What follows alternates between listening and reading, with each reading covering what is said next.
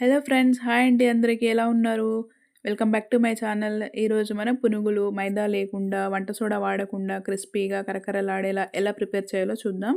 So, దానికోసం ముందుగా నేను 3 గ్లాసుల మినపప్పు, 1 గ్లాస్ బియ్యం వేసుకొని నానబెట్టుకుంటున్నాను. ఇది మినిమమ్ 7 అండ్ 8 అవర్స్ ఉండాలండి. దానికంటే ఎక్కువ ఉన్నా ఓకే. బట్ 10 అవర్స్ కంటే ఎక్కువ ఉంటే ఖరాబ్ అవుతున్న స్మెల్ వచ్చినట్టు ఉంటుంది మినపప్పు.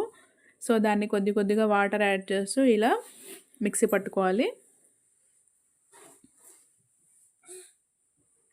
సో, నేనిప్పుడు అందులో సన్నగా తరిగిన ఒక చిన్న ఉల్లిగడ్డ,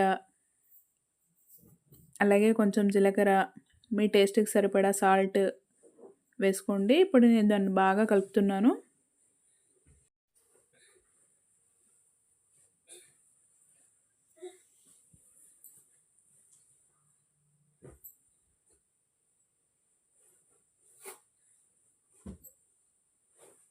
అయితే మనం ఇది మిక్సీ పట్టుకునేటప్పుడు కొద్ది కొద్దిగా వాటర్ యాడ్ చేస్తూ మెత్తగా పట్టుకోవాలి. లేదంటే మనం డైరెక్ట్ బియ్యం వేసాము, అది నాని కొంచెం చిన్న పలుకులు పలుకులు తగులుతుంది పునుగులు వేసినప్పుడు.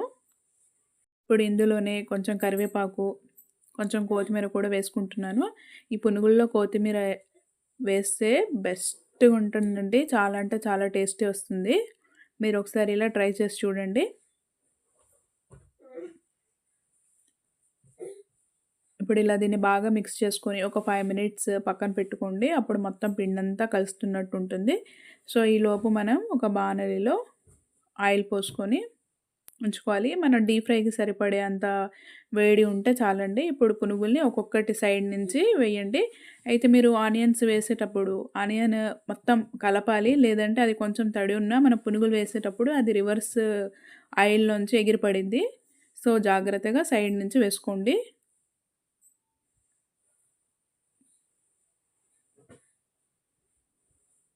సో, పునుగులు వేసేటప్పుడు మీరు మంట తక్కువ పెట్టండి. అన్నీ వేశాక హై ఫ్లేమ్ పెట్టుకోండి.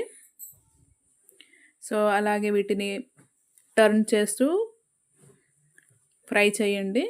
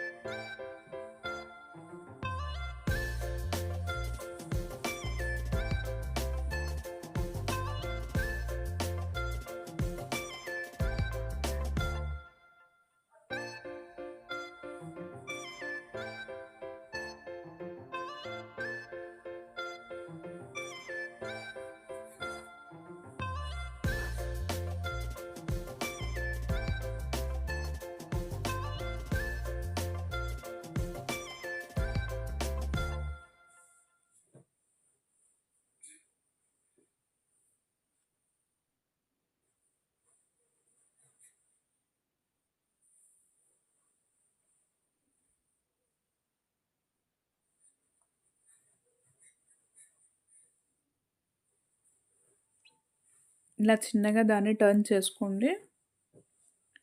సో, ఇది గోల్డెన్ బ్రౌన్ వచ్చింది అన్నప్పుడు మనం ఇక దీన్ని తీసేసుకోవచ్చు.